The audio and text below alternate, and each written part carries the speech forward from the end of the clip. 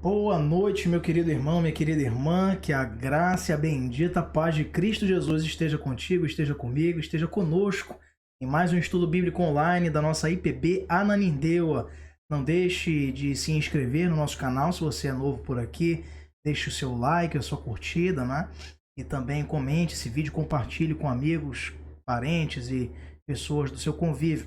Também acesse o nosso site da IPA para ter acesso a outros conteúdos e também a nossas agendas e programações no site ananindeua.ipb.org.br.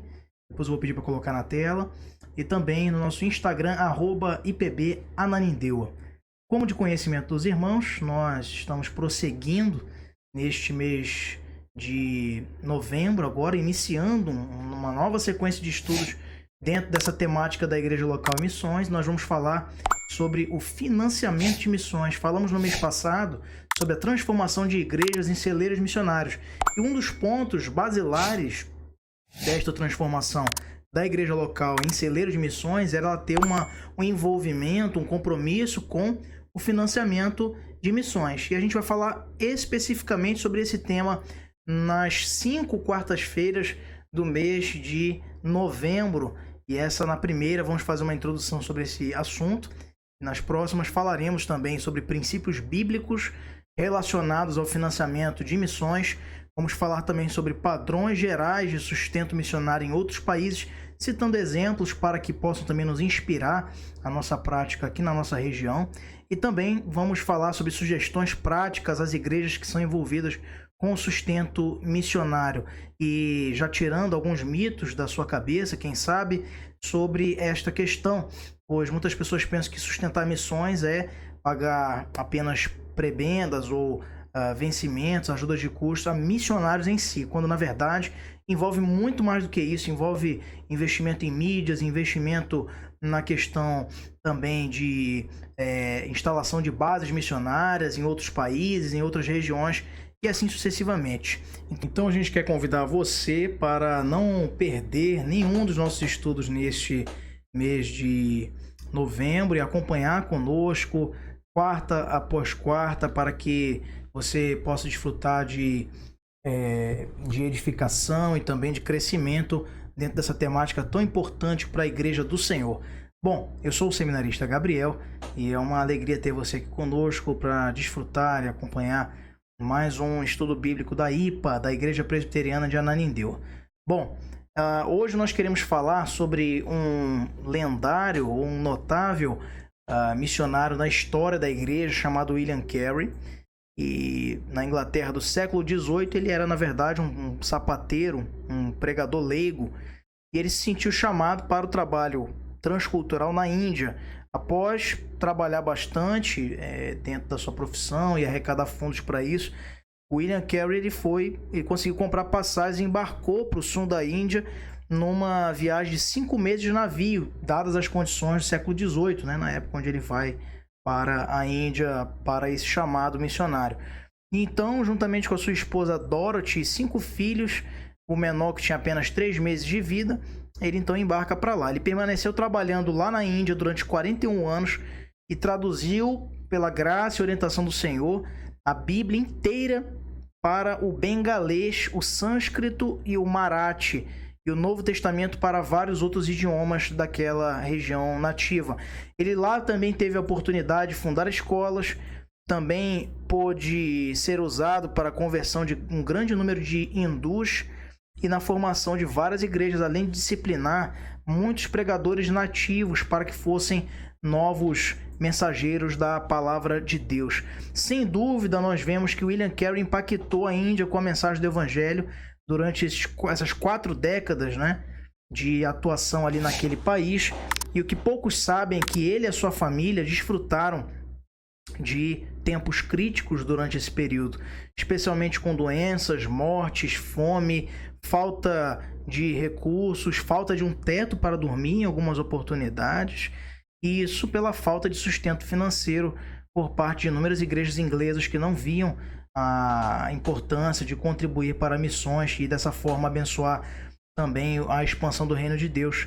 Entretanto, foram ofertas de duas idosas viúvas e a capacidade de William Carey de fazer tendas, como o apóstolo Paulo, por onde ele passava, que garantiram a sua sobrevivência e o seu ministério.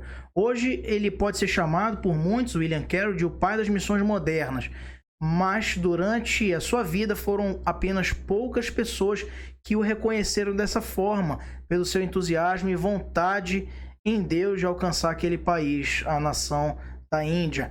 Então, nós observamos com esse exemplo, para iniciar, a importância do financiamento de missões e o quanto que muitas das vezes nós desprezamos a importância do sustento missionário.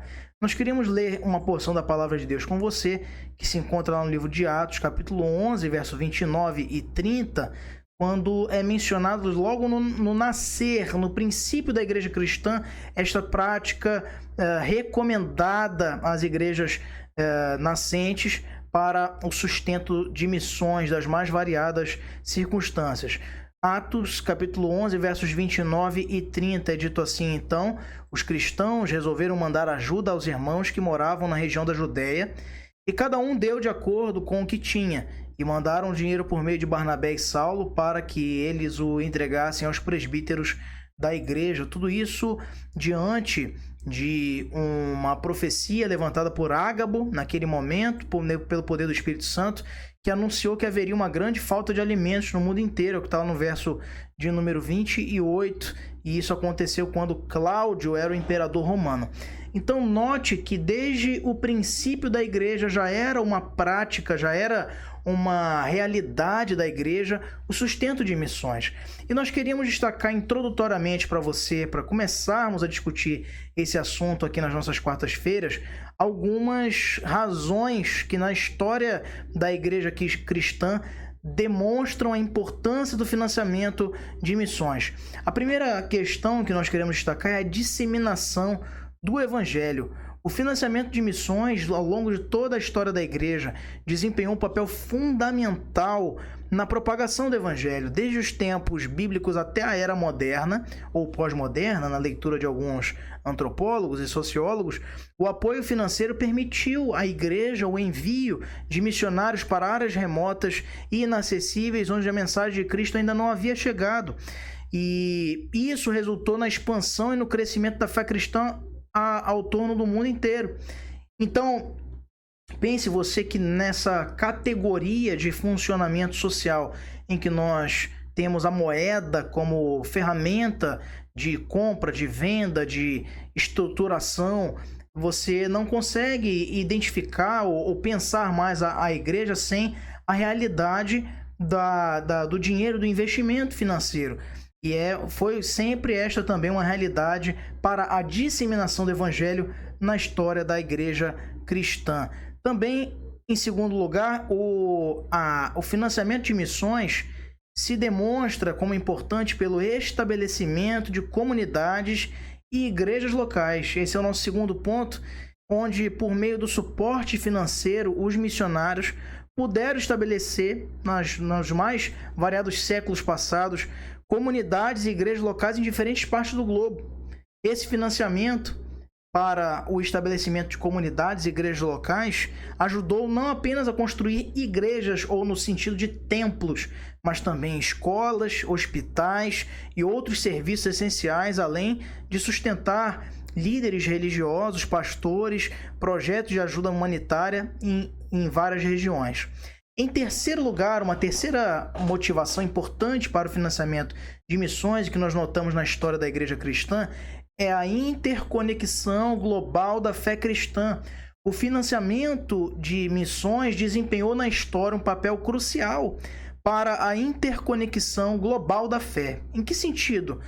Porque ao investir em missões, as igrejas e organizações cristãs, elas conectavam pessoas de diferentes culturas, contribuindo para a compreensão mútua e o fortalecimento dos laços entre cristãos de diferentes partes do mundo. Apenas e tão somente com o financiamento de missões, deslocamento de recursos para essa finalidade, foi que a Igreja de Cristo pôde alavancar projetos e relações com múltiplas culturas espalhadas pela face da terra.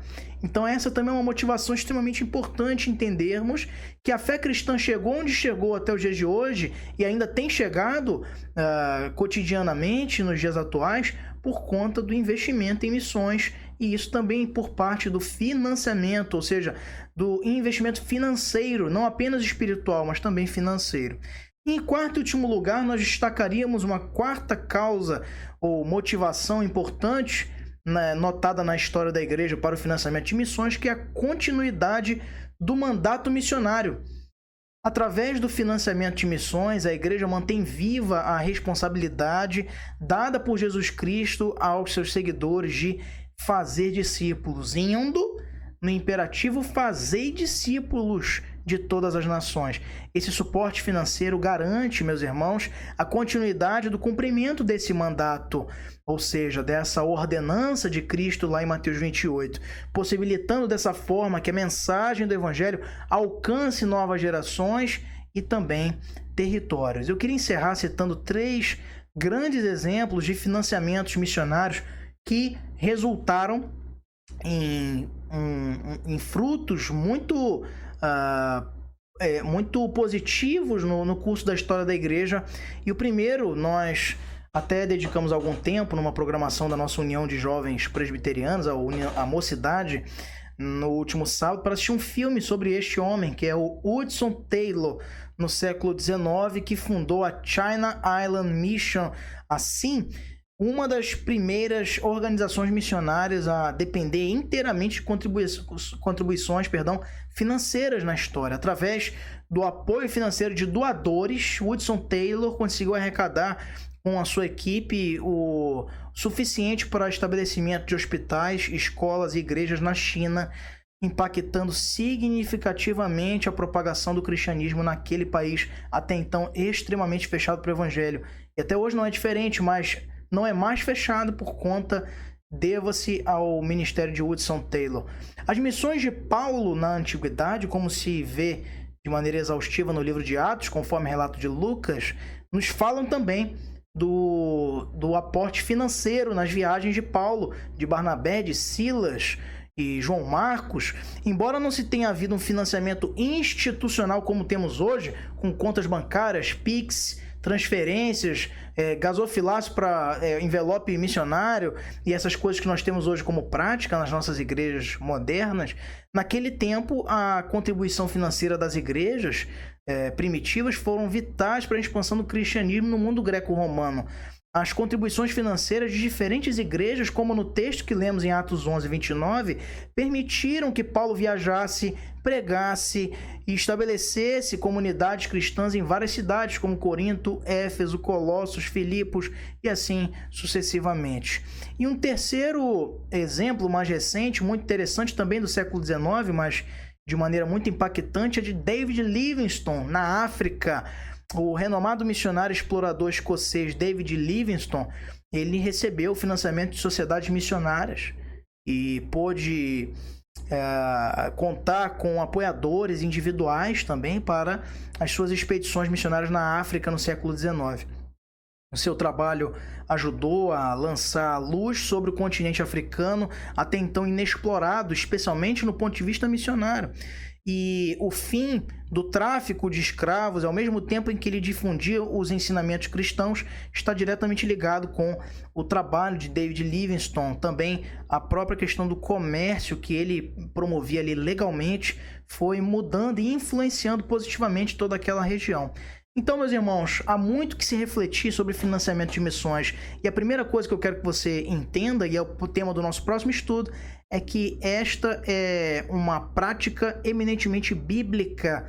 Não há nada de invenção de pastores, de líderes quanto a essa questão. É uma prática bíblica. E na próxima semana eu espero você para falarmos sobre princípios bíblicos que estão relacionados com o financiamento de missões. Eu sou o seminarista Gabriel, foi um prazer ter você aqui conosco nesses breves minutos. Eu espero que a sua quarta-feira continue sendo abençoada e que a graça e o amor de Cristo Jesus esteja inclinado para a tua vida. Nós nos vemos na próxima quarta, em nome de Jesus.